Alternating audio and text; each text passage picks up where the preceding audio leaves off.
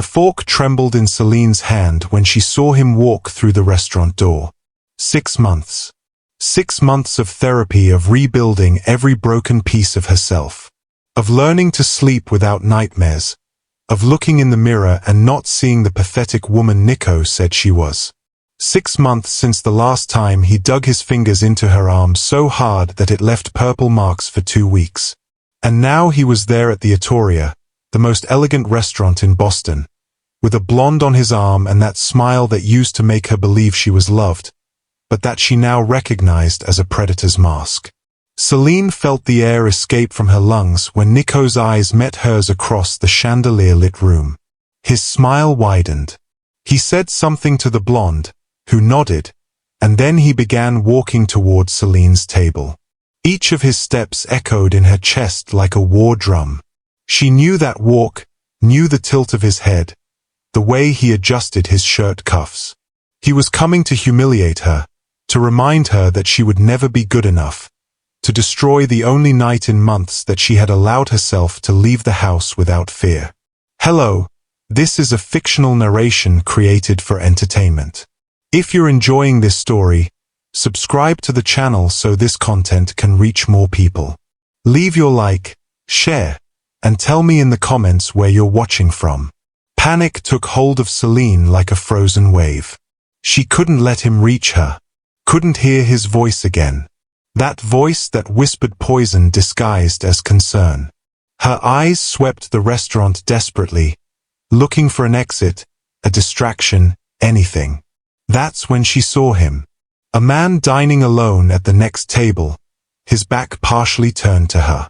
Impeccable dark suit, broad shoulders, perfectly styled black hair. He was cutting a steak with precise movements, completely oblivious to her internal chaos. Celine didn't think. There was no time to think. Nico was only 5 tables away. She stood up so abruptly that her chair scraped against the wooden floor, grabbed her purse, and walked to the stranger's table with steps she prayed would seem confident. The man looked up when she approached, and Celine felt something shift in the air. He had dark eyes deep as bottomless wells and a face sculpted in hard lines that didn't suggest kindness. But she had already gone too far. Before she could reconsider, before courage failed, Celine leaned in and pressed her lips against his. The world stopped. The man remained completely still under her touch, and Celine realized with delayed horror what she had just done. She had kissed a complete stranger.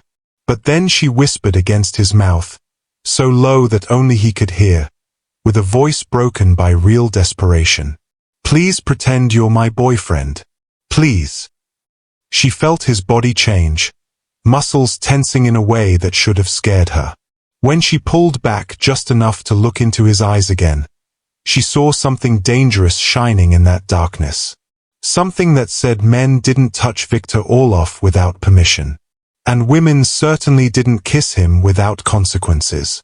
Celine was about to pull away to murmur an apology and run out of the restaurant when he did something unexpected. Viktor smiled. It wasn't a kind smile. It was the smile of a predator who had just found something interesting to play with. He stood up with a fluid movement. And Celine realized he was tall, easily surpassing her 5 feet 5 inches. Before she could process, his arm wrapped around her waist, pulling her against his body with a possessiveness that seemed rehearsed for years. Honey, who's this? Viktor's voice was deep, velvety, but there was a steel edge to it that made the hairs on Celine's neck stand up. He was looking over her head, and Celine turned slowly to see Nico standing 3 steps away. The expression on Nico's face was something she had never seen before. Surprise, yes, but also something more. Caution, maybe even fear. Nico had always been good at reading people, at identifying who he could intimidate and who was better to avoid.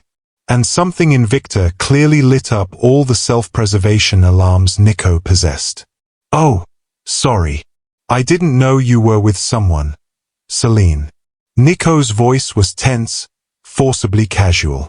He looked at Viktor, then back at Celine, and she saw the moment he decided to back down. Just wanted to say hi. It's been a while. 6 months. Celine responded and hated how her voice came out shaky. Viktor's hand squeezed her waist lightly, a gesture that might seem comforting to outside observers, but that Celine felt as a claim. 6 months since you decided you were no longer welcome in my girlfriend's life, Viktor added. And there was something in the way he said those words that made Nico take a step back. Nico forced a smile that didn't reach his eyes. Sure. Well, it was good to see you, Celine. Enjoy your dinner. He turned and returned to his table with quick steps, and Celine felt her legs almost give out with relief. But then the reality of what she had done fell on her like a bucket of cold water. She had just kissed a complete stranger, had lied about having a boyfriend, and worse, this stranger had entered the game without hesitation. But now she could feel the tension in his body, the way his fingers pressed her waist with enough force to make it clear she wouldn't be dismissed so easily. Viktor leaned in, his lips brushing her ear in a way that would seem intimate to anyone watching. Sit down. It wasn't a request. Celine swallowed hard and obeyed, sliding into the chair across from his. As he returned to his seat, her heart was beating so hard she was sure he could hear it. Viktor picked up his glass of red wine, took a long sip, and then rested those dark eyes on her with an intensity that made her want to shrink in her chair. You have 30 seconds to explain to me why you just used me as a human shield. But what Celine didn't know was that Viktor Orlov never did anything without calculating all the consequences. And he had already decided he wasn't going to let her go anytime soon. Celine opened her mouth, but the words refused to come out. How would she explain? How would she tell this dangerously handsome and clearly important man that she was a coward who couldn't even face her ex-boyfriend in a public restaurant? That she had spent 2 years being destroyed piece by piece until nothing remained but fear? I'm sorry, she finally managed to say, her voice coming out weaker than intended. I shouldn't have done that. It was inappropriate and invasive. And I'll leave now and you can pretend this never happened. She started to get up, but his voice stopped her. I didn't say you could leave. Celine froze, half standing, half sitting, caught between the need to flee and something deeper, more primitive, that recognized disobeying this man would be a mistake. She sat down slowly.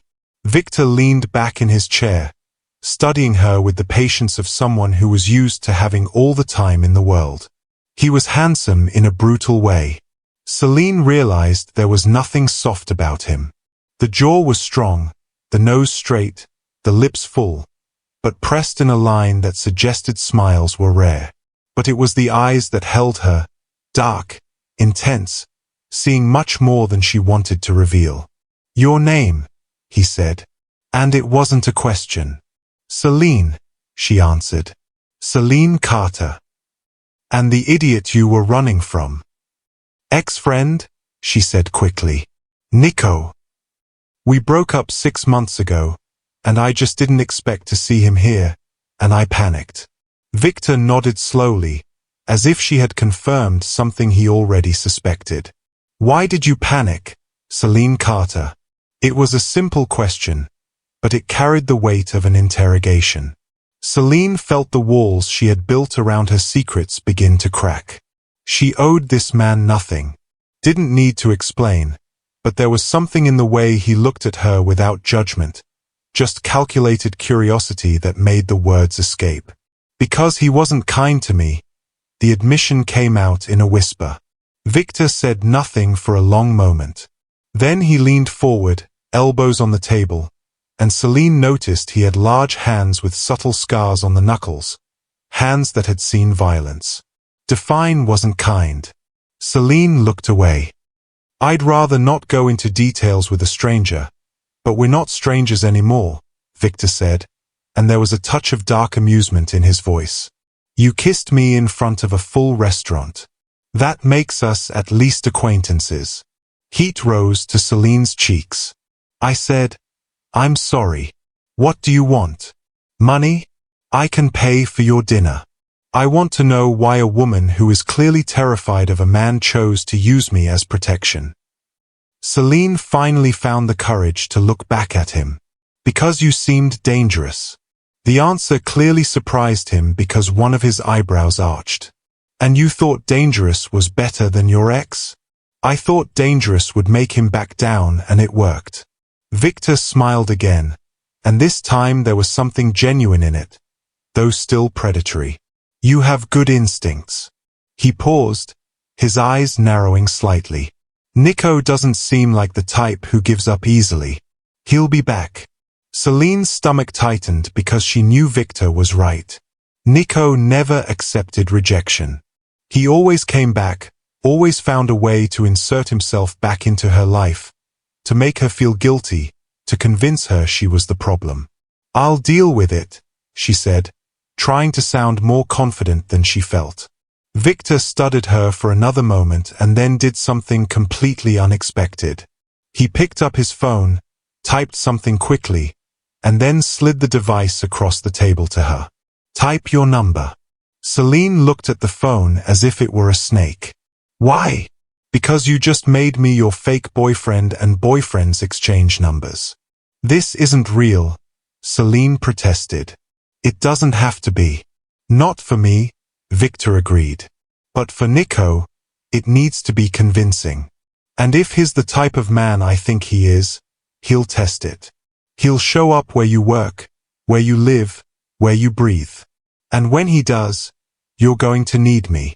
Celine wanted to argue, but the logic was too solid.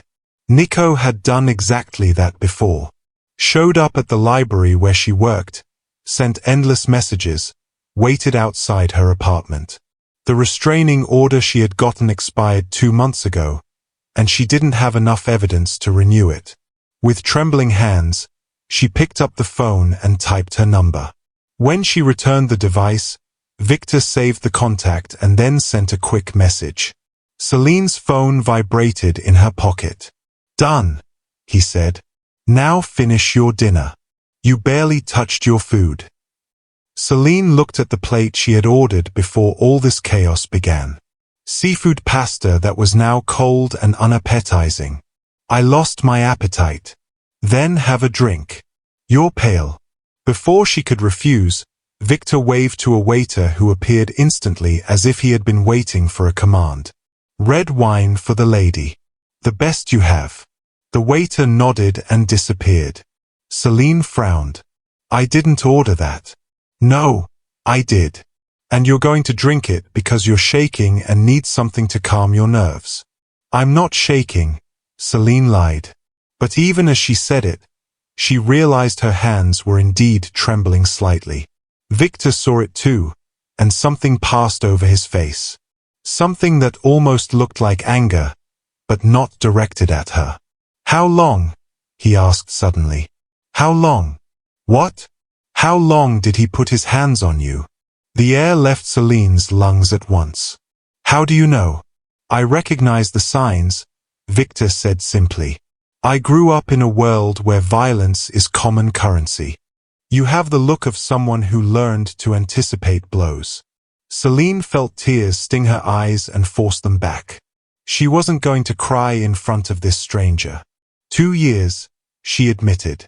2 years of walking on eggshells, of apologies that were never enough, of believing that if she was just better, quieter, more obedient, he would stop. The waiter returned with a glass of red wine that probably cost more than Celine earned in a day. She took the glass and took a generous sip, letting the warm liquid slide down her throat. Viktor watched every movement. Why did you stay? The question was direct without judgment. But it still hurt because I thought I loved him. Because he convinced me no one else would want me. Because I was ashamed to admit I had become that woman you see on the news and think, why didn't she just leave? Celine took another sip of wine. But I did. 6 months ago, I gathered courage and left. And I've been working hard to rebuild my life. Good, Viktor said, and there was genuine approval in his voice. That takes strength. Celine gave a bitter laugh. It didn't feel like strength when I panicked and kissed a stranger. Viktor leaned back again, his clear throat, fingers drumming lightly on the table. Survival isn't always pretty. You did what you needed to do. There was a moment of silence, and then he continued, but now you have a problem. Nico saw you with me. He's going to want to know who I am. And when he finds out, he's going to do one of two things. Back down permanently or try to challenge me. Celine felt her blood freeze. Find out what? Who you are. Viktor smiled, but there was no humor in it. Let's say I'm not the type of man who shows up at charity parties. My name carries weight in Boston and not the kind of weight that comes from clean money. The realization fell on Celine like a stone. She had chosen the wrong man for her desperate plan. Or maybe, considering Nico had backed down immediately, she had chosen exactly the right man. You're a criminal, she said. And it wasn't a question. I'm a businessman, Viktor corrected. But yes, my businesses occasionally operate in gray areas of the law. Celine should get up, should thank him for the help, leave the restaurant, and never look back. But she remained seated because a terrible and desperate part of her whispered that maybe, just maybe, a dangerous man was exactly what she needed to keep Nico away. So what happens now? She asked. Now, Viktor said, picking up his own glass of wine. You and I are going to finish our dinners. You're going to laugh at something I say because Nico is watching from his table and needs to believe this is real. And then I'm going to take you home, give you my private number, and you're going to call me when he inevitably shows up. What if I don't want to call you? Then you'll deal with Nico alone. But we both know how that ends. Celine hated that he was right. Hated that she had put herself in this position. But more than anything, she hated that a part of her felt safer sitting across from this confessed criminal than she had felt in months. Okay, she finally said, but this is temporary. Just until Nico gives up. Temporary, Viktor agreed. But there was something in his eyes that said he didn't believe that one bit. They finished dinner in strangely normal conversation. Viktor asked about her work at the library, and Celine found herself gradually relaxing as she talked about rare books and children who came for story time. He was a good listener, she realized, asked intelligent questions, remembered details. It was disconcerting. When the check arrived, Viktor grabbed it before Celine could even reach for it. I can pay for my part, she protested. Not when you're dining with me. This is non-negotiable. There was a firmness in his voice that left no room for arguments. Celine watched as he placed a black credit card on the tray without even looking at the total. While they waited, Celine risked a glance in Nico's direction. He was watching, eyes fixed on them with an intensity she knew too well. It was the look he had before exploding. Before finding some way to punish her for some imaginary transgression, she looked away quickly. He's watching, she murmured. I know, Viktor said calmly. Let him watch. When the waiter returned with the receipt, Viktor signed with a flourish and then stood up, extending his hand to Celine. She hesitated only a moment before placing her hand in his. His palm was warm, calloused, and swallowed hers completely. He pulled her close as they left the restaurant, his arm wrapping around her shoulders in a way that would seem both protective and possessive. Celine could feel Nico's eyes burning into her back with every step. The cold October Boston air hit them when they left. The street was busy with evening traffic, car lights painting patterns on the sidewalks wet from an earlier rain. Viktor guided her to a sleek black car parked directly in front of the restaurant in a no-parking zone. Of course, he would park wherever he wanted, Celine thought. Men like him didn't follow rules. But before he could open the door for her, a voice reached them. Celine. She froze. Nico had come out after them. Viktor turned slowly, subtly placing himself between Celine and Nico, and she realized it was intentional, instinctive protection. Is there something you need?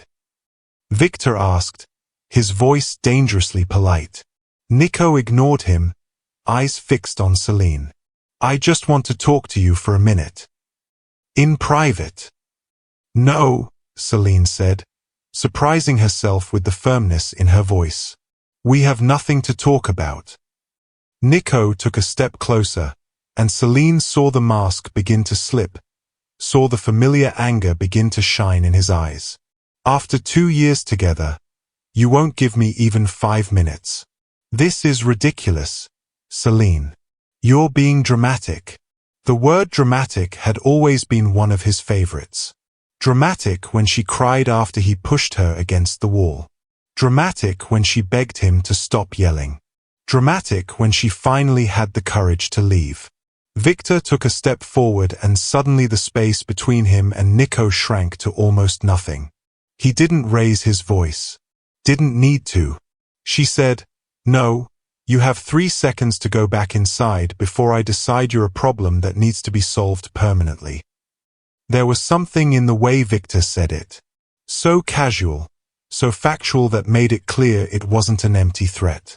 Nico must have realized it, too, because he backed away, hands raised in false surrender. Hey, man, no problem. I was just trying to be polite.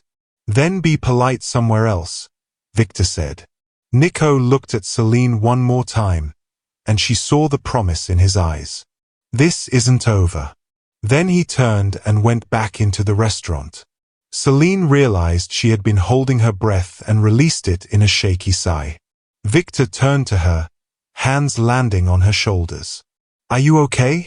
She nodded, not trusting her voice. Get in the car. I'll take you home.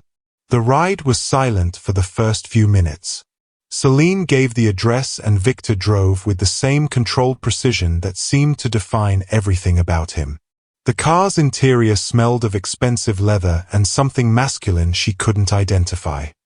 Thank you, she finally said, for playing along. For not letting him corner me. Viktor kept his eyes on the road.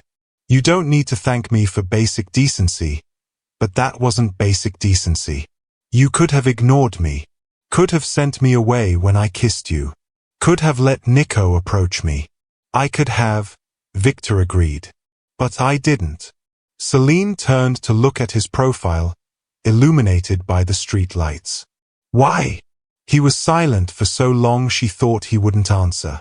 Then softly, almost reluctantly, he said, Because I saw real fear in your eyes, and I have a particular weakness for women brave enough to ask for help.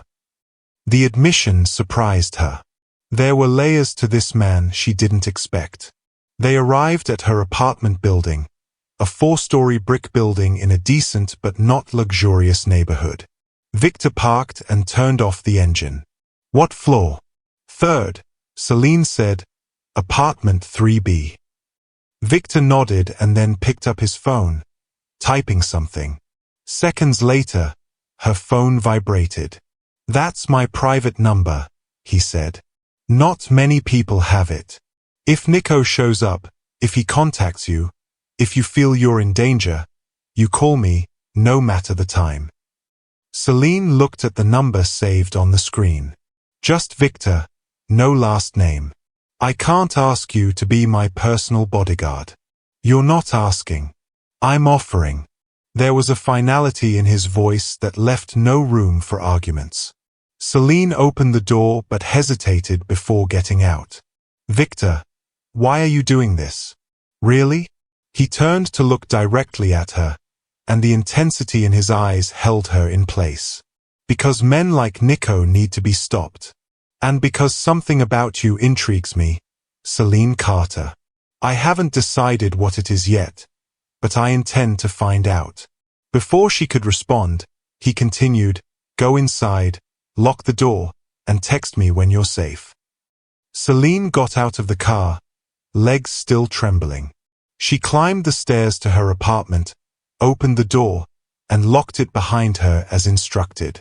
Then, feeling strangely obedient, she picked up her phone and typed, I'm home.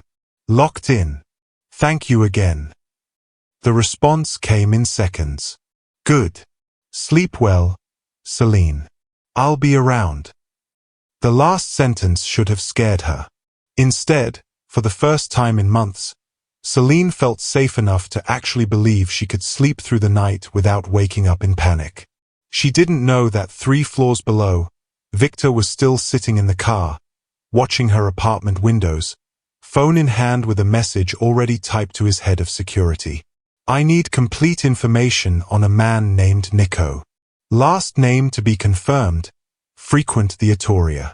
I want to know where he works, where he lives, and every skeleton in his closet. 48 hours. And Viktor Orlov always got what he wanted in much less time than that.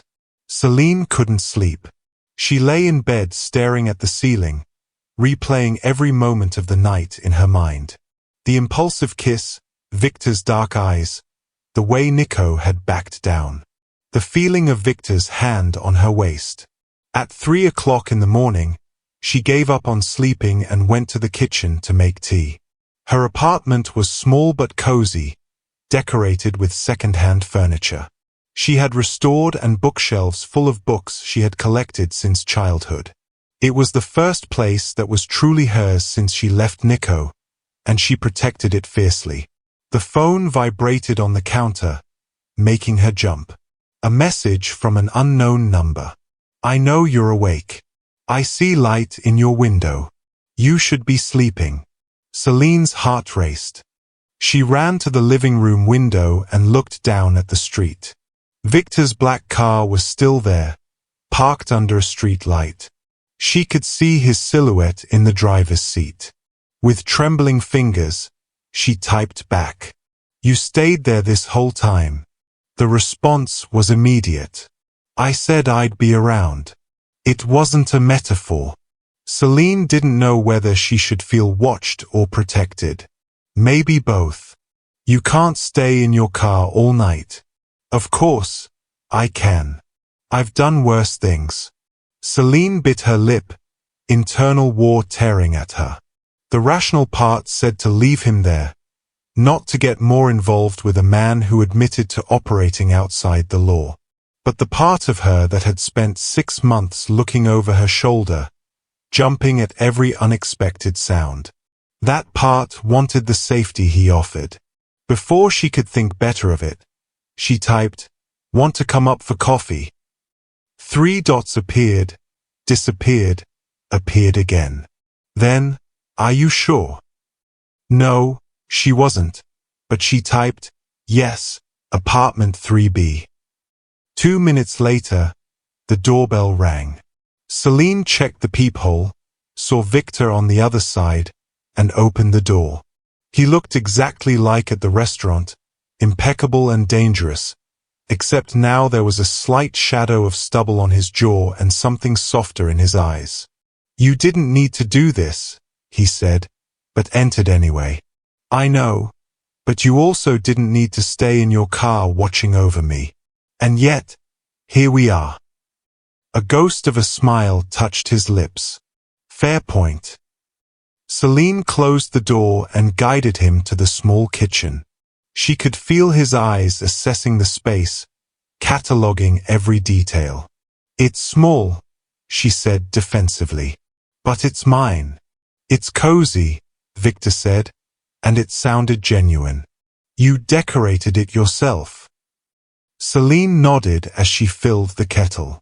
Everything here I bought or restored. When I left Nico, I didn't take anything.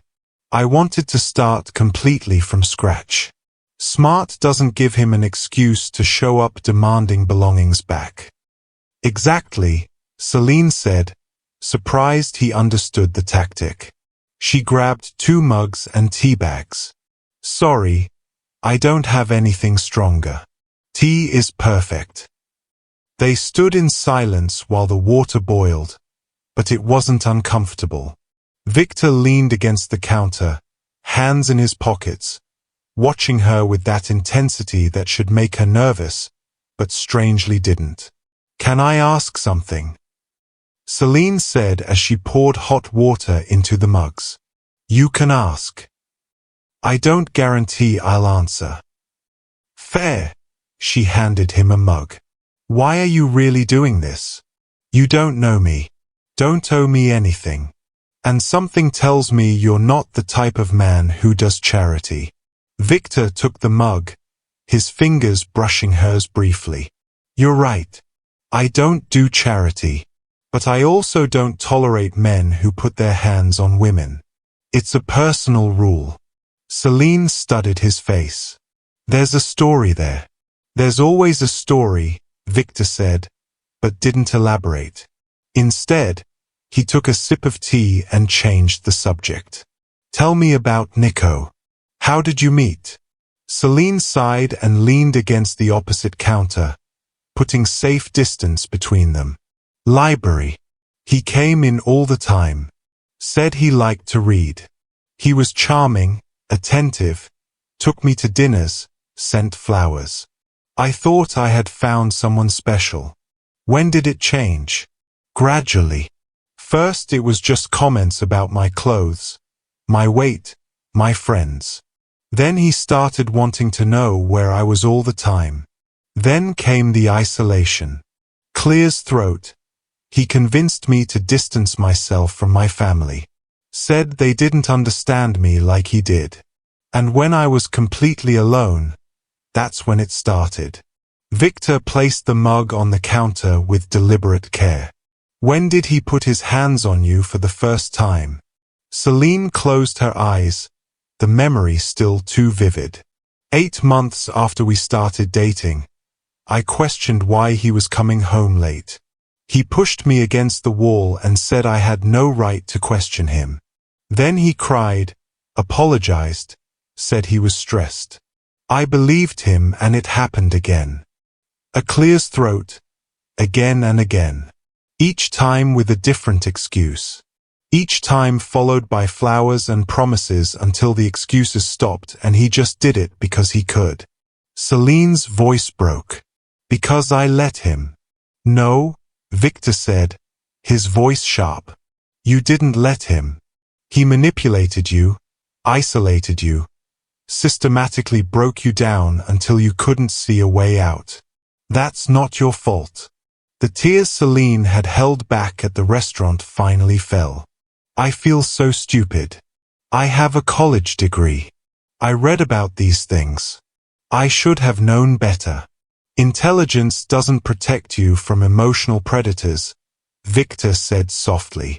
They're experts at finding and exploiting vulnerabilities. He moved then, closing the distance between them, and gently, Clear's throat, wiped a tear from her cheek with his thumb. The touch was surprisingly tender, coming from a man who emanated danger. But you left. That's what matters. Celine looked up at those dark eyes that saw much more than she wanted to reveal. Why do I feel like you understand this better than you should? Because I grew up in a house where violence was the primary language, Viktor admitted. My father believed fear was the best form of control. My mother took years to finally leave him. Clear's throat. The revelation surprised her. Did she? When I was 16, I helped her. My father wasn't happy about it. The scars on his knuckles suddenly made sense. You fought him. I did what needed to be done to protect my mother. Viktor moved away, picking up the mug again. After that, I swore I would never be like him, that I would use power in different ways. He paused. I'm not a good man, Celine. I do things that would make you run from me, but I have lines I don't cross, and men who abuse women are on the other side of every one of them. Celine felt something shift between them. An understanding, a connection forged in shared trauma, even if in different ways. Nico won't give up, she said softly. He never gives up. I know, Viktor said. That's why I'm still here. And that's why you need to let me handle this. Handle how? Viktor met her eyes. It's better you don't know the details, but I can promise he won't hurt you again. Celine knew she should refuse. knew that accepting help from a criminal was crossing a line she couldn't uncross. But she was so tired of being afraid. So tired of looking over her shoulder. So tired of being a victim. "Okay," she whispered, "but I don't want you to do anything that puts you at risk." Viktor smiled, and this time it reached his eyes. "Darling, men like Nico aren't a risk to me. They're inconveniences." He finished the tea and placed the mug in the sink. "Now go to sleep. I'll stay on the couch." "You don't need to do that." "I do, because in approximately 4 hours, Nico is going to find out who I am. And when he does, he's going to make a decision. Back down or escalate. If he chooses to escalate, I need to be here." Celine wanted to argue, but exhaustion finally caught up with her. "Okay, let me get blankets." She set up the couch for him, very aware of how strange it was to have this dangerous man in her space, but also of how comforting it was not to be alone. "Clear's throat, Viktor," she said as she turned to go to the bedroom. "Thank you for everything." He nodded. "Sleep, Celine. I'll be here when you wake up." And for the first time in 6 months, Celine believed she would actually be safe during the night. She went to the bedroom, changed clothes, and slipped under the covers. On the other side of the wall, she could hear Viktor moving through the living room, the sound of his phone vibrating with messages, his low voice talking to someone. She should be scared. Instead, she closed her eyes and slept more deeply than she had slept in years. But 3 floors below on the dark street, Nico was sitting in his own car watching the building. He had seen Viktor enter, seen the lights go out, and he was making calls of his own, finding out exactly who the man was that Celine had chosen as a shield. When he found out, he smiled because Nico had never backed down from a challenge in his life. And he wasn't going to start now. Even if that challenge was the most dangerous man in Boston. Celine awoke to the smell of coffee. For a disoriented moment, she couldn't process. She hadn't made coffee. Then the memory of the previous night came back in a wave, and she sat up abruptly in bed. Viktor, he was still here. She got out of bed, ran her fingers through her messy hair, and walked cautiously to the living room. Viktor was in the kitchen completely at ease, pouring coffee into 2 mugs. He had taken off his jacket and rolled up his shirt sleeves, revealing muscular forearms and a few more scars that told stories she probably didn't want to know. "Good morning," he said without turning around. "There are eggs in the fridge. I can make an omelette if you want." "You didn't need to make coffee," Celine said, still processing the surreal anomaly of the scene. "I needed caffeine, and it would be rude to make it just for myself." He turned and extended a mug to her. "You sleep deeply. I checked on you twice during the night to make sure you were still breathing." The admission should have sounded scary, but coming from him, it sounded protective. Celine took the coffee and took a sip. It was perfect, strong, no sugar. How she liked it. "You remember last night when I said Nico was going to find out who I am?" Viktor asked, his voice too casual. Celine felt her stomach tighten. "He found out. At 4:30 in the morning, my phone rang. It was one of my associates informing me that someone was asking questions about me. Specific questions. Where I live, what businesses I have, who my enemies are. It took 20 minutes to track it back to Nico. What does that mean? It means he's not backing down. He's preparing." Viktor placed his mug on the counter. "It also means he's stupider than I thought, because anyone with half a brain knows that investigating Viktor Orlov is a quick way to end up in the river." Celine felt her blood freeze. "You're not really going to do that, are you? Kill him?" Viktor studied her for a long moment. "You want the honest truth or the answer that will make you feel better?" "The truth? I don't know yet. Depends on how far he takes this. If he backs down now, I let him live with a very clear warning about what happens if he contacts you again. If he keeps escalating, if he threatens you, If he puts his hands on you one more time, then yes, I'll solve the problem permanently. Celine should be horrified, should tell him to leave, that she would handle this through legal channels. But the part of her that had lived in terror for 2 years, the part that still woke up with nightmares of hands around her throat, that part whispered that maybe the world would be better without Nico in it. I don't want you to go to prison because of me, she said finally. I won't, Viktor assured. I'm very good at what I do. There was an absolute confidence in his voice that should scare her, but strangely comforted her. So, what do we do now? Now you go to work as normal. Live your life, and I'll make sure Nico understands that you're under my protection. How? Leave that to me. Viktor picked up his jacket that was hanging on the back of the couch. But first, I need you to do something for me. What? Trust me, just for a few days.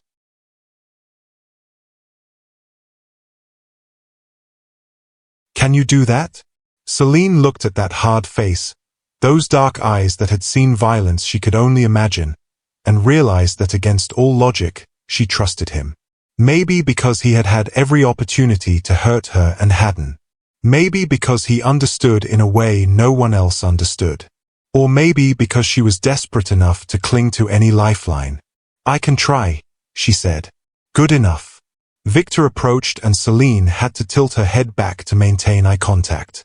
He was so tall, so solid, so completely present in a way that made the world around seem less threatening. I'm going to take you to work, he said. And I'm going to pick you up when your shift ends. You can't be my personal driver. I can do whatever I want. And today, I want to make sure you get to and from work safely. It's non-negotiable. Celine sighed, realizing that arguing with Viktor Orlov was probably as effective as arguing with a brick wall. Okay, but I need to change first. You have 20 minutes.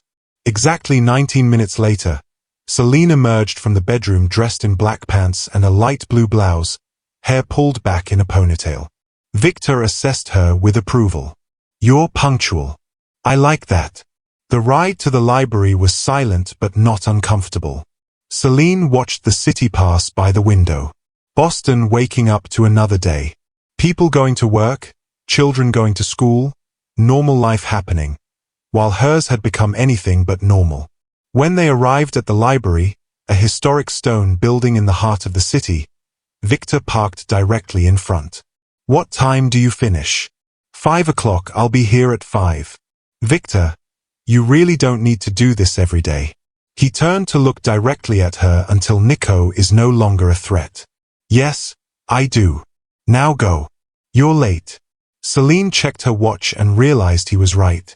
She grabbed her purse, but before she could get out, Viktor took her hand. If anything happens, anything that makes you feel uncomfortable or unsafe, you call me immediately. Understood? Understood. Celine agreed. His hand squeezed hers once before releasing. Good morning, Celine. Good morning, Viktor. She got out of the car and climbed the library steps, very aware that he didn't drive away until she was safely inside. The day passed in a fog of normalcy. Celine catalogued books, helped patrons, read to a group of children at story time. But her mind kept wandering back to Viktor, to the way he had slept on her couch to protect her, to the way he looked at her as if she was something precious and dangerous at the same time. During lunch, her phone vibrated. A message from Viktor. How's your day? She smiled despite herself and responded, quiet. Lots of books, no drama. Good. Keep it that way. There was something comforting about knowing he was thinking of her. Something that made the day seem less lonely. But at 3 o'clock in the afternoon, normally ended abruptly.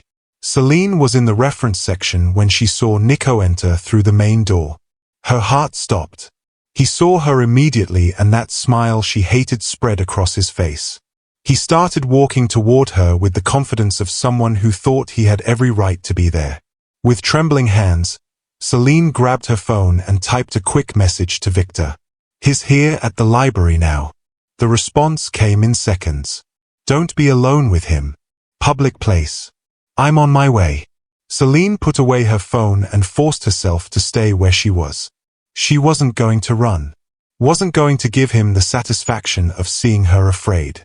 Nico stopped a few steps away, hands in his pockets, casual as if they were old friends meeting by chance. Celine, he said, his voice low and friendly.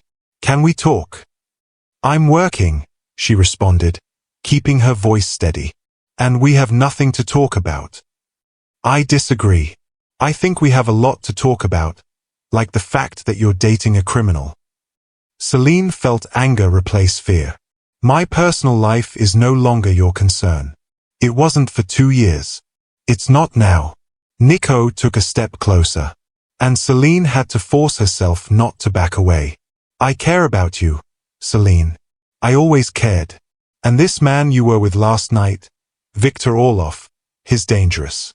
If you cared about me, Celine said, her voice trembling with contained anger, you wouldn't have spent 2 years making me feel worthless. You wouldn't have pushed me, yelled at me, made me believe I was the problem. So don't come here pretending concerned. Now I was stressed, Nico said. The old familiar excuse I wasn't myself. But I've changed, Celine. I've been in therapy. I want to prove to you I can be better. No, she said firmly. I don't care if you've changed. I don't care if you're a saint now. I've moved on and you need to do the same. Nico's mask slipped for just a second and Celine saw the anger flash in his eyes. Moved on to a mobster. That's what you call improvement. Before Celine could respond, a voice cut through the air. I believe the lady asked you to leave. Celine turned and saw Viktor standing at the end of the book aisle. He had arrived silently, and there was something absolutely lethal in the way he stood, relaxed, but ready for violence. Nico turned too, and Celine saw the moment he realized he had made a mistake. Viktor wasn't alone. There were 2 men with him, both large, both clearly bodyguards. We were just talking, Nico said, but there was a note of nervousness in his voice now. No, Viktor corrected, walking slowly toward them. You were bothering her at work after she made it clear she doesn't want to talk to you. That's not conversation. That's harassment. He stopped next to Celine and she felt his hand land lightly on her back, a gesture of ownership and protection. Nico looked between the two and Celine saw the moment he made his decision. He wasn't going to back down. He was going to double down. You think you scare me? Nico said, his voice rising. I know who you are, Clov. I know what kind of man you are. And I'm not going to let you manipulate Celine. Manipulate? Viktor repeated. And there was something dangerous in the calm of his voice. That's interesting coming from a man who spent 2 years abusing her. Nico turned red. I never abused her.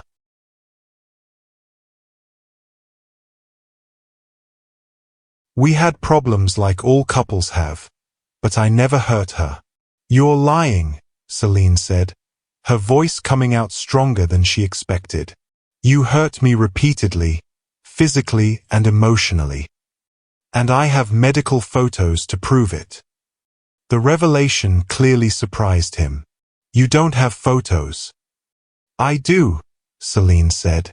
I started documenting everything in the last 6 months we were together. Every bruise, every cut, every burn. My therapist advised me to do it. Nico looked at her with something that seemed like betrayal. You were planning to incriminate me. I was planning to survive, Celine corrected. And to have evidence in case you tried to kill me, which considering you once put your hands around my neck until I almost passed out, wasn't exactly paranoia. The silence that followed was heavy. Viktor looked at Celine and she saw something change in his eyes. Something cold and final. He put his hands around your neck, Viktor said. And it wasn't a question. Celine nodded, unable to speak suddenly.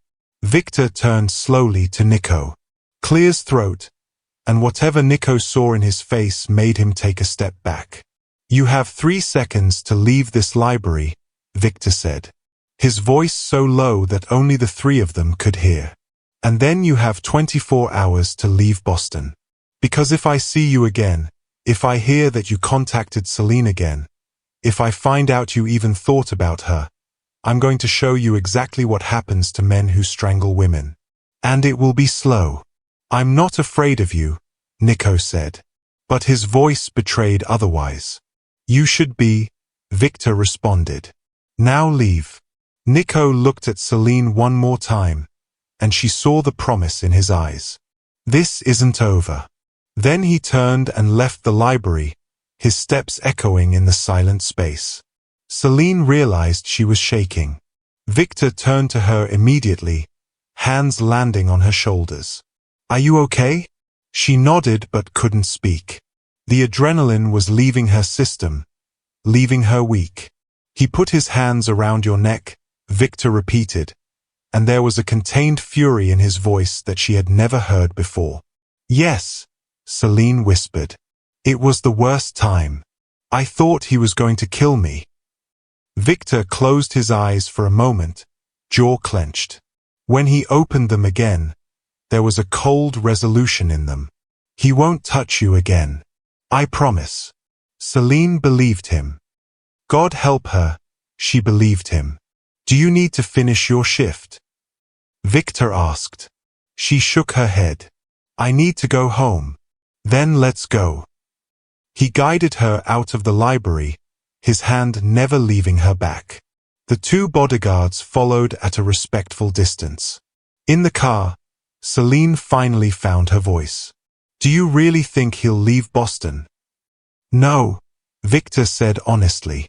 Men like him never accept defeat. But I needed to give him the chance to make the right choice. Now that he hasn't, I can act without remorse. Celine looked at his profile.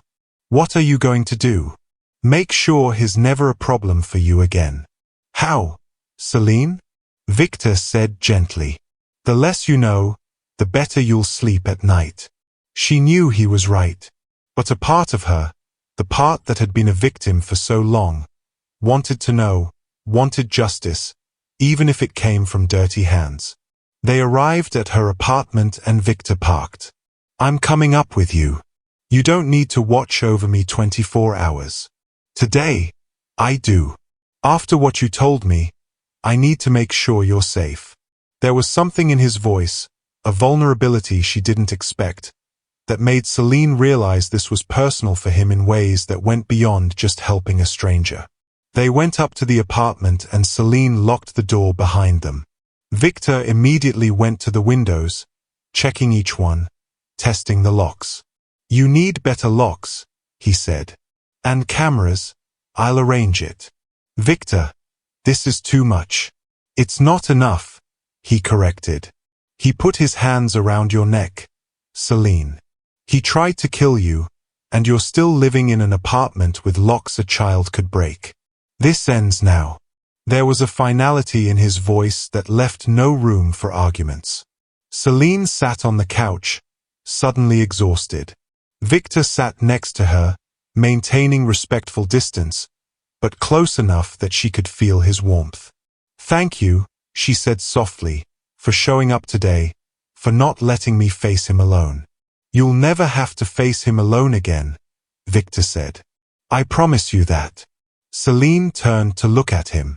Clears throat. Why do you care so much? You barely know me. Viktor was silent for a long moment, eyes fixed on some distant point. Then, so low she almost didn't hear, he said.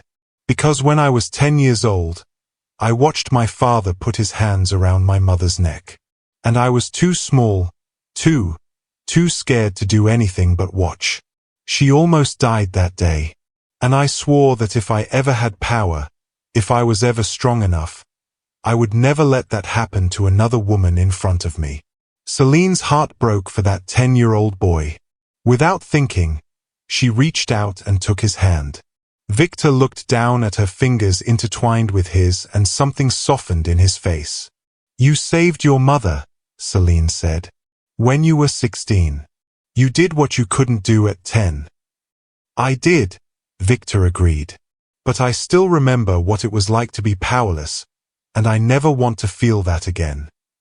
They sat like that for a long time, hands intertwined, two survivors of violence finding comfort in each other. Then Viktor's phone rang. He checked the screen and his expression hardened. "I need to take this."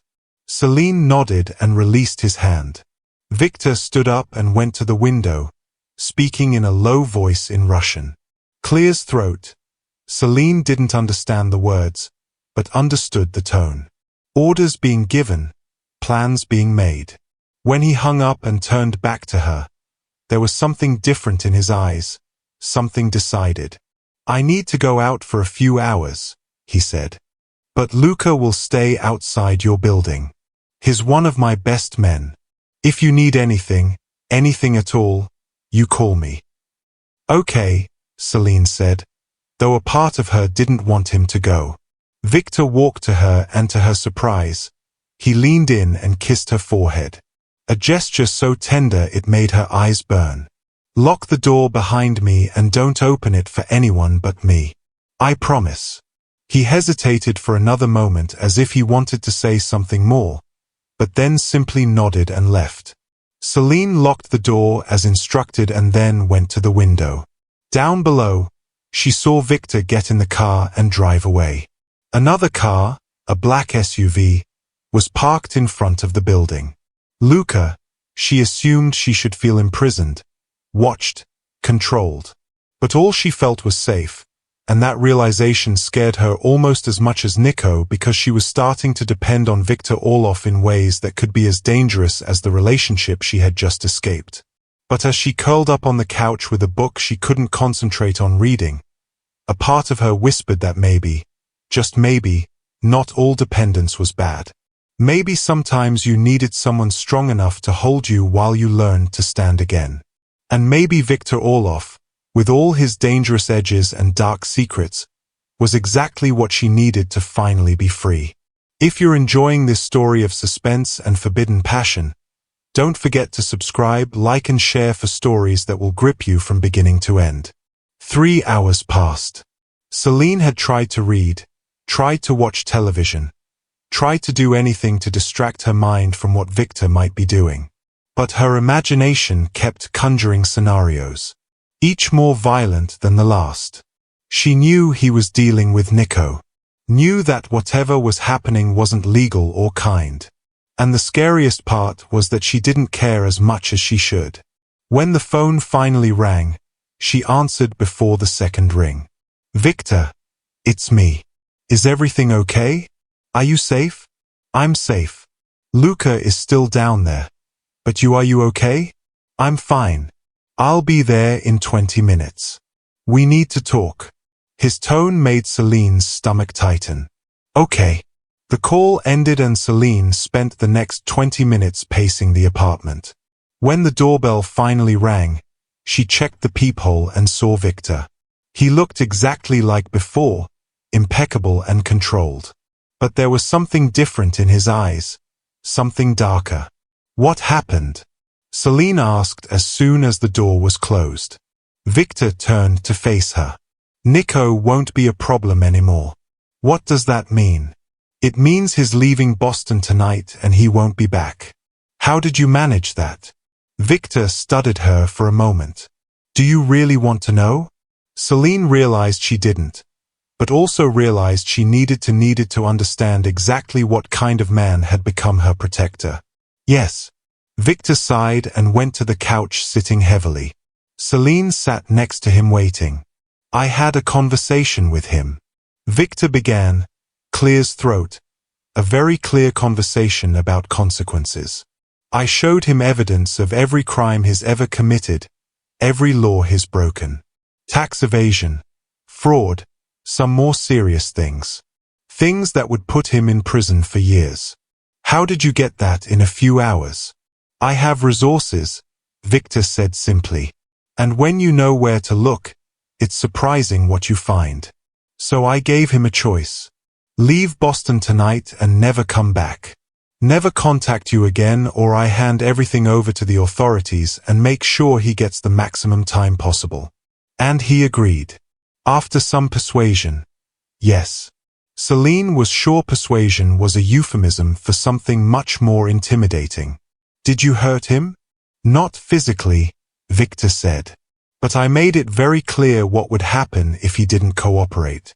And I have men monitoring him to make sure he actually leaves the city. If he tries to come back, I'll know. Celine should be horrified by the manipulation, by the threats, by the way Viktor had used his power and resources to force Nico to flee. But all she felt was overwhelming relief. He's really gone. Really. Viktor turned to look directly at her. You're free, Celine. Truly free. The tears came then, hot and fast. Years of fear and tension finally being released. Viktor pulled her into his arms without hesitation, and Celine allowed herself to fall apart against his chest, sobbing into his expensive shirt while he held her and murmured soft words in Russian that she didn't understand, but that comforted her anyway.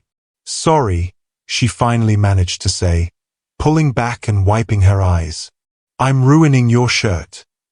I don't care about the shirt, Viktor said gently. Cry as much as you need. But Celine had cried enough. She looked up at that hard face that had become unexpectedly precious to her in such a short time. Thank you for everything. For saving me, you saved yourself. Viktor corrected. You left 6 months ago. You rebuilt your life. You were brave enough to ask for help when you needed it. I just gave a final push. Celine laughed, the sound wet, but genuine. A push. That's what you call blackmailing someone out of the city. Viktor smiled. I prefer to think of it as aggressive persuasion. They sat like that. Too close to be appropriate, but not close enough for what Celine was starting to want. So, what happens now? She asked. Now you live your life, Viktor said. Without fear, without looking over your shoulder. You go to work, see friends, do whatever you want. And me? Where do I fit in that? The question hung between them, loaded with possibilities. Viktor reached out and gently brushed a strand of hair from her face. Where do you want me to fit? Celine knew she should be cautious, knew she had just gotten out of a destructive relationship, and that jumping into another, especially with a man like Viktor, was probably the worst idea possible. But she also knew that what she felt for Viktor was fundamentally different from what she had felt for Nico. Nico had made her feel small, controlled, scared. Viktor made her feel protected, valued, seen. I don't know, she admitted. This all happened so fast. 2 days ago, I didn't even know you existed. And now you're the person who makes me feel safest in the world. That should scare me, but it doesn't. Viktor nodded slowly. I understand. And I'm not going to pressure you for anything you're not ready to give. But I need you to know that what started as me playing a role to scare your ex has become something more for me. You've become something more. Celine's heart accelerated. What are you saying? I'm saying I don't want this to end. I'm saying I want to keep seeing you, getting to know you, protecting you if you'll let me. Not because you need protection, but because I want to be in your life. The raw honesty in his voice touched her deeply. But I have baggage, Celine said. A lot of trauma. It's going to take time for me to fully trust again.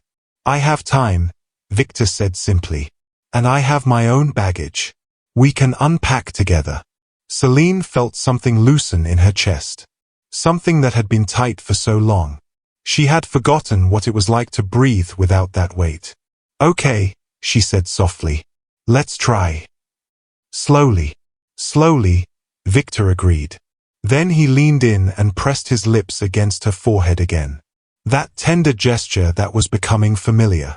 But this time, Celine turned slightly and his lips brushed her temple, her cheek. She heard his breath change, felt the tension in his body. Celine, he said, his voice, if you don't want this, you need to tell me now because my self-control has limits. I want it, she whispered. I just don't know if I should want it. Then don't think, Viktor said. Just feel. And then he kissed her. Really, this time, Not the desperate kiss she had given in the restaurant, but something slow and deliberate and completely devastating. His lips were surprisingly soft, moving against hers with the patience that contrasted with the intensity she felt emanating from him. Celine melted against him, hands rising to clutch his shirt while he deepened the kiss, his tongue tracing her lower lip in a silent question. She opened for him, and the low sound he made in his throat sent heat through her entire body. This was different from any kiss she had ever experienced. There was no desperate urgency, no attempt to control or dominate. It was an exploration, a promise, a claim that somehow didn't feel suffocating. When they finally separated, both were breathless.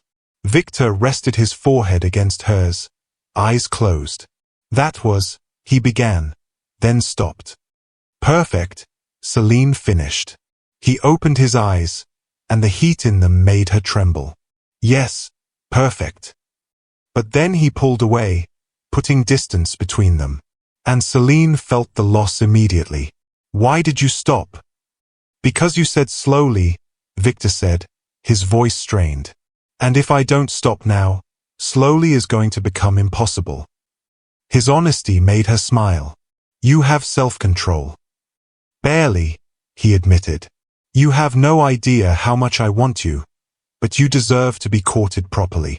Deserve time to heal, and I'm not going to ruin this by being impatient. Celine felt something warm bloom in her chest. No one had ever put her needs first like that. You're a good man, Viktor Orlov. I'm many things, Viktor said. But when I'm with you, I want to be good. They stayed up late talking, learning about each other. Celine told him about her childhood in a small town, Clear's throat, about how she had always loved books, about her dreams of one day opening her own bookstore. Viktor told her about growing up on the streets of Boston, about how he built his empire from nothing, about the mother he still visited every week. When Celine finally started to doze on the couch, Viktor gently carried her to the bedroom. She protested sleepily, but he simply placed her in bed and pulled the covers over her. Are you going to stay? She murmured. I'll be on the couch, he promised. I won't leave you alone tonight. And with that promise, Celine finally let sleep take her, knowing that for the first time in years, she was truly safe. But outside the building, in a rental car 3 blocks ahead, Nico watched Celine's apartment windows. He hadn't left, wasn't going to leave, because men like Nico never accepted defeat. And he had a plan that would make Viktor Orlov regret getting involved in his affairs and make Celine regret leaving him. Celine woke to sunlight streaming through the window and the smell of coffee again. Clear's throat, for a moment, she thought she had dreamed the last few days, but then memory returned. The kiss, Viktor's promises, the feeling of finally being free from Nico. She got up and found Viktor in the kitchen, already dressed impeccably despite having slept on the couch. Good morning, he said, extending a mug of coffee to her. How did you sleep? Better than I've slept in years, Celine admitted. And you? The couch can't have been comfortable. I've slept in worse places, Viktor said with a half smile. But I need to go home to change clothes and take care of some business. Luca will stay here until I get back. You don't need to keep watching over me, Celine protested. Nico is gone. Viktor hesitated and something passed over his face. About that, he began then stopped. What? Celine asked, her stomach tightening. Viktor, what happened? Nico didn't catch the flight he was supposed to catch last night. Celine's blood froze. What do you mean? I had men at the airport waiting to confirm he boarded. He never showed up. And when my men went to his apartment, it was empty. He took his things and disappeared. So, he's still in Boston, Celine said, her voice coming out weak. Probably, but I have people looking for him. We'll find him. The fear Celine had kept at bay came back in a wave. He won't give up. He never gives up. I know, Viktor said, walking to her and taking her hands. That's why I need you to stay vigilant. Don't go anywhere alone. Keep your phone with you always. And trust me when I say I'll find him before he gets near you. Celine wanted to believe him. But she knew Nico in ways Viktor didn't. Knew his patience the way he could wait weeks or months before striking. You don't understand, she said. Nico is patient. He'll wait until you lower your guard until I feel safe again. And then he'll strike. Then I won't lower my guard, Viktor said firmly. And neither will you. We'll be smarter than him. He pulled her into a hug. And Celine allowed herself to absorb his strength for a moment. But when she pulled back, she saw the worry in his eyes that he was trying to hide. He was more worried than he was letting on. Viktor left an hour later, but not before properly introducing Celine to Luka, a huge man with a scar across his eyebrow and surprisingly kind eyes. Anything, Luka said to her. And I'm here. Viktor trusts me to keep you safe, and I won't disappoint him. Celine spent the day trying to maintain some semblance of normality. She cleaned the apartment. Red tried not to look out the window every 5 minutes to check if Luka was still there. He was always there, a constant sentinel. Viktor sent messages every hour checking on her, updating her on the search for Nico. Nothing yet, but we'll find him. In the afternoon, Celine decided she couldn't stay trapped in the apartment forever. She needed groceries, needed fresh air, needed to feel like a normal person again. She texted Viktor. Need to go to the market. Can Luka take me? The response came quickly. I'd prefer you wait until I can go with you. But if you need to go now, Luka will go with you. Don't leave his sight. Celine went downstairs and found Luka waiting. The market is 3 blocks away, she said. We can walk. Luka nodded and followed her, always staying a few steps behind, eyes constantly scanning the area. It was strange and comforting at the same time. The market was moderately crowded, people shopping after work. Celine grabbed a basket and started going through the aisles, very aware of Luka following her. She was in the produce section when she felt it. That feeling of being watched that she had learned to recognize during the years with Nico. She turned abruptly, eyes scanning the store, and then she saw him. Nico, standing at the end of the aisle, watching her with that smile she hated. Celine's heart stopped. Luka, she said, her voice coming out strangled. Luka turned immediately, following her gaze, and his hand went to something under his coat. But Nico didn't approach. He just stood there watching, and then slowly raised his phone and took a picture of her. Then he turned and disappeared between the aisles. Stay here, Luka ordered and went after him. But Celine knew it was useless. Nico had planned this. He wanted her to know he was there, that he could get close whenever he wanted. Luka returned 5 minutes later, frustration clear on his face. He's gone. Left through the back exit. I already called Viktor. We're going back now. The trip back to the apartment was tense. Celine couldn't stop shaking. The image of Nico taking that photo burned into her mind. It was a message. I can reach you whenever I want. Luka was already moving, checking weapons, speaking rapidly with Yuri in Russian. They knew she was right. Go upstairs, Luka ordered. Lock yourself in the master bedroom. There's a panic room behind the closet.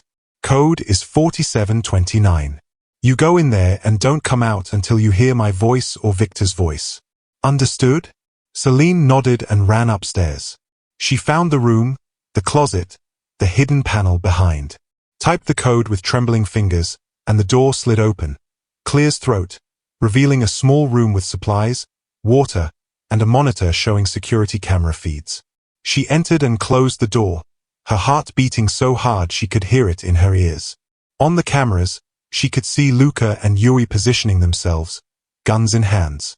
Then she saw it, a car arriving on the access road. It wasn't Viktor's car. Nico got out of the vehicle, and even through the grainy camera, Celine could see the gun in his hand. He had come armed, had come prepared, and he was coming for her. Luka went out the front door, gun raised. Stop right there, he ordered. This is private property. Nico stopped, but didn't lower his gun. I just want to talk to Celine. Not going to happen. Leave now or I'll make you leave. Nico laughed. The sound harsh. You think you scare me? I have nothing to lose. Viktor Orlov took everything from me. My apartment, my job, my dignity. The only thing I have left is Celine, and I'm not leaving without her. She's not yours. Luka said she never was. She's mine, Nico screamed, the mask of sanity finally falling completely. I spent 2 years molding her, making her what I needed, and she left me. Humiliated me. But I'm going to bring her back. I'm going to remind her of her place. Over my dead body, Luka said. Nico smiled. And there was madness in that smile. That can be arranged. He raised his gun and everything happened at once. Luka shot first, hitting Nico in the shoulder. Nico staggered but didn't fall and returned fire. Celine watched in horror as Luka fell, blood blooming on his chest. Yuri came running out of the house shooting, but Nico was already running back to the car. He got in and accelerated, disappearing down the road. Yuri ran to Luka, speaking urgently in Russian on the phone. Celine knew she should stay hidden, but Luka was hurt because of her. She left the panic room and ran downstairs. Yuri looked up when she appeared, anger and worry on his face. I told you to stay hidden.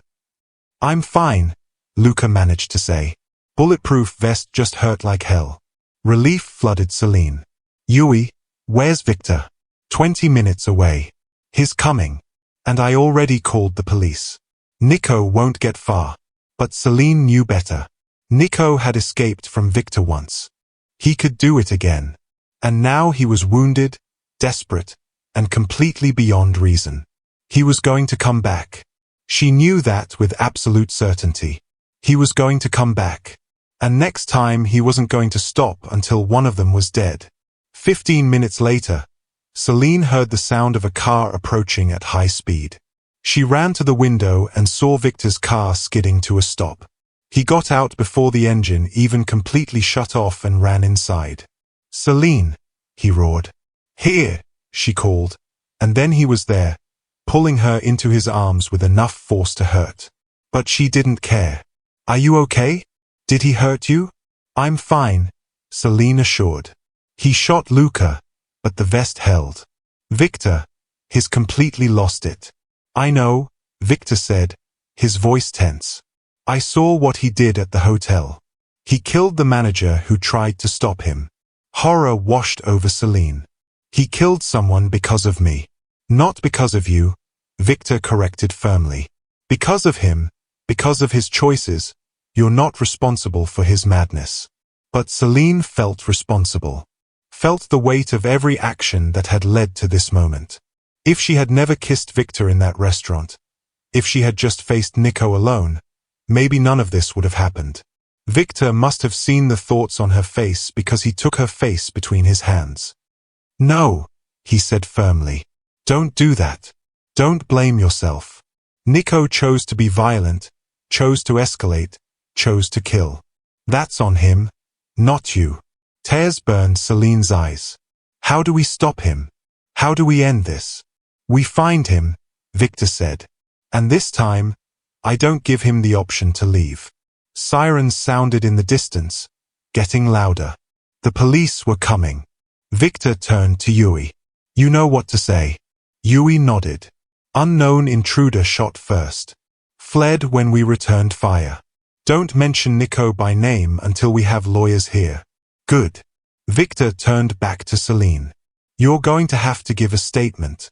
Just tell the truth about Nico, about the abuse, about why you're hiding here. Let me handle the rest.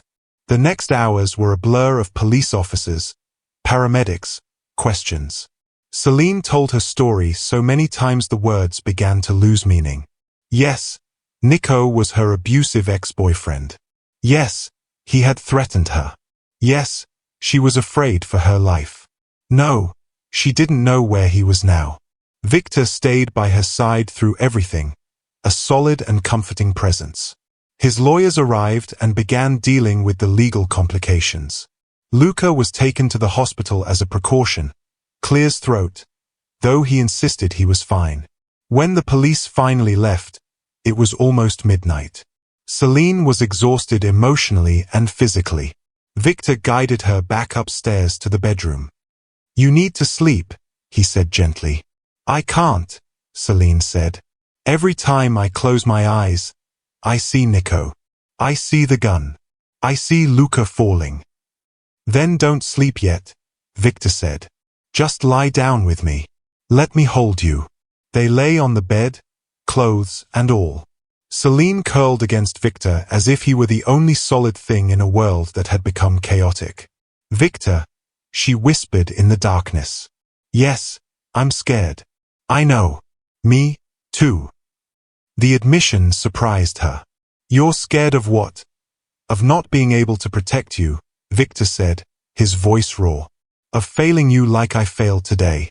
You didn't fail, Celine protested. I'm safe, but Luca was shot. Someone died, and Nico is still out there hunting you. That's failure in my book. Celine turned so she could see his face in the darkness. You did everything you could. You took me out of Boston, put Clear's throat, me in a safe place, had bodyguards. You couldn't predict Nico would steal your phone. I should have predicted, Viktor said. I underestimated how desperate he was.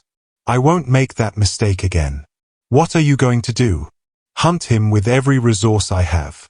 He's wounded, desperate, and just committed murder. He's going to make mistakes. And when he does, I'll be waiting. And when you find him. Viktor was silent for a long moment. Then, so low she almost didn't hear, he said, I'm going to do what I should have done from the beginning. I'm going to make sure he never hurts you or anyone else again. Celine knew what that meant. And the terrible part was that she felt no remorse. Just relief that soon maybe this would finally be over. They lay in the dark. Two survivors of violence holding each other against the storm still to come. And somewhere in Boston, Nico was in an underground hospital having the bullet removed from his shoulder. Planning his next move because he wasn't finished. Wasn't going to be finished until Celine was back where she belonged. Under his control or dead. The next 3 days were tense. Celine stayed at the cabin, practically a prisoner of her own safety. Viktor had tripled security, armed men patrolling the property 24 hours. He himself barely left her side, conducting business by phone and laptop. The police were looking for Nico, but he had disappeared completely. No sightings, no clues. It was as if he had evaporated. But Celine knew better. He was out there waiting, planning. On the third night, Celine couldn't take it anymore. I can't live like this, she said to Viktor as they ate dinner, hidden, afraid of every sound. This isn't life. I know, Viktor said, but it's temporary until we find Nico. What if you never find him? What if he just keeps hiding, waiting? Do I stay here forever? No, Viktor said firmly. I won't let this become your life. We'll find him. I promise. But promises didn't change reality. And reality was that Nico had become a ghost. And ghosts were hard to hunt. That night, Celine had a nightmare. She was back in the apartment she had shared with Nico, and he was there, hands around her neck, squeezing while she fought for air. She woke up screaming and Viktor was there immediately pulling her into his arms. Just a dream, he murmured. Just a dream. You're safe. But it didn't feel like a dream. It felt like a premonition. On the fourth day, luck changed. One of Viktor's men spotted Nico at a pharmacy in the suburbs buying medical supplies. They followed him to a cheap motel. Viktor received the call and immediately went into action mode. I need to go, he said to Celine. We found him. Let me go with you, Celine asked. Absolutely not, Viktor said. You stay here where you're safe. I want to be there when it's over. Celine insisted. I need to see with my own eyes that he can't hurt me anymore. Viktor studied her, then nodded slowly. Okay, but you stay in the car with Yuri. You don't get out no matter what happens. Understood. Understood. The trip back to Boston was tense. Celine could feel the energy coming from Viktor. The contained violence just waiting to be released. They arrived at the motel as the sun was setting, painting the sky in shades of red and orange. Appropriate, Celine thought. Red like blood. Viktor turned to her before getting out of the car. Stay here. Lock the doors. Don't get out no matter what you hear. Be careful, Celine said. Always, Viktor responded. And then he was gone, moving with deadly purpose toward the room where Nico was hiding. Celine watched through the window, heart in her throat. She saw Viktor and 3 of his men position themselves outside the door. Saw Viktor knock once, twice, then the door opened and everything exploded into chaos. Gunshots, screams. Celine couldn't see what was happening inside the room, but she could hear. Every sound made her heart jump, then silence. Terrible and absolute silence. The motel door opened and Viktor came out. There was blood on his shirt, but he was walking steady. He walked back to the car and opened the door. It's over, he said simply. Nico dead. He shot first. We returned fire. Self-defense. Celine should feel something. Sadness, maybe, or horror. But all she felt was overwhelming relief. It's over. Really over. She got out of the car and threw herself into Viktor's arms. Sobbing against his chest, he held her tight, one hand stroking her hair. You're free, he murmured. Finally.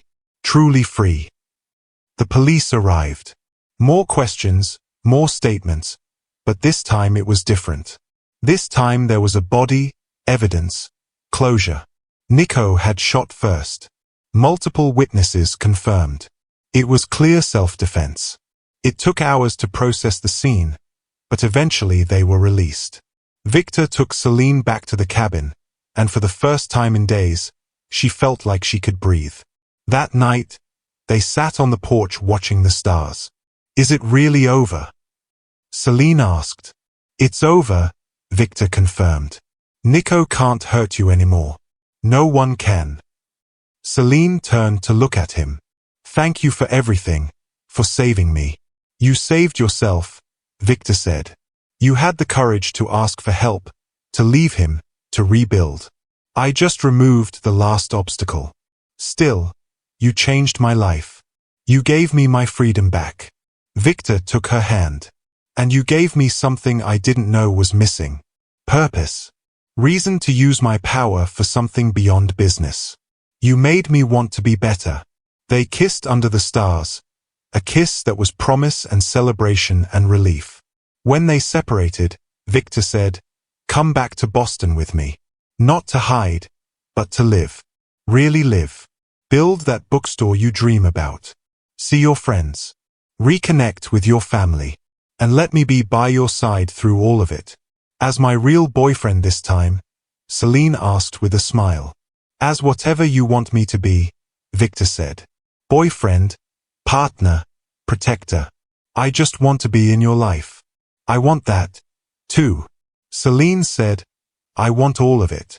Then it's yours. They returned to Boston 2 days later.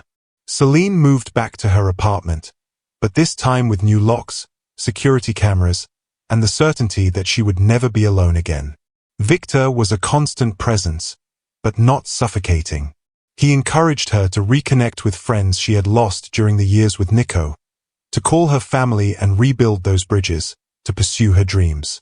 3 months later, Celine signed the lease for a small commercial space, her bookstore. Viktor was there, champagne in hand, smiling with genuine pride. You did it, he said. Built something of your own. We did, Celine corrected. I wouldn't be here without you. Maybe, Viktor conceded. But you would have found a way. You're stronger than you think. Celine looked around the empty space that would soon be filled with bookshelves and books and realized dreams. She thought about how far she had come from the terrified woman who had kissed a stranger in desperation to the woman she was now free and strong and building the life she always wanted. I love you, she said suddenly, the words coming out before she could think better of it. Viktor went still. Then a slow, genuine, completely transformative smile spread across his face. I love you too, he said. From the moment you had the courage to kiss me and ask for help, I knew you were special. They kissed in the middle of the empty bookstore. Two survivors who had found healing in each other. And for the first time in her life, Celine didn't feel fear of the future, just excitement for what was to come. 6 months later, the bookstore was thriving. Clear as throat, Celine had reconnected with her family and made new friends. She still went to therapy, still had difficult days, but she was healing. And Viktor was there through everything, patient and protective, but never controlling. He had learned the difference, and she had learned to trust again. One night, as they were closing the bookstore together, Viktor knelt down. "Celine Carter," he said, holding a small velvet box. "You taught me that power isn't about control, but about protecting what's precious. You made me want to be better. You gave me purpose. Marry me, not because you need protection, but because I want to spend every day of the rest of my life making you happy." Tears ran down Celine's face, but this time they were tears of joy. "Yes," she said 1,000 times. "Yes." He slid the ring on her finger and pulled her into a kiss that promised forever. And Celine knew with absolute certainty that she had finally found what she always deserved. Not a man who controlled her, but a man who celebrated her. Not a prison, but a partnership. Not fear, but love. She was free. And she was loved. And that was everything. Thank you for watching until the end. If you enjoyed this story of overcoming love and new beginnings, consider becoming a channel subscriber. Your contribution makes all the difference so we can continue bringing quality content. Welcome to the family. Subscribe, tell me in the comments which act got you, and I'll see you in the next one.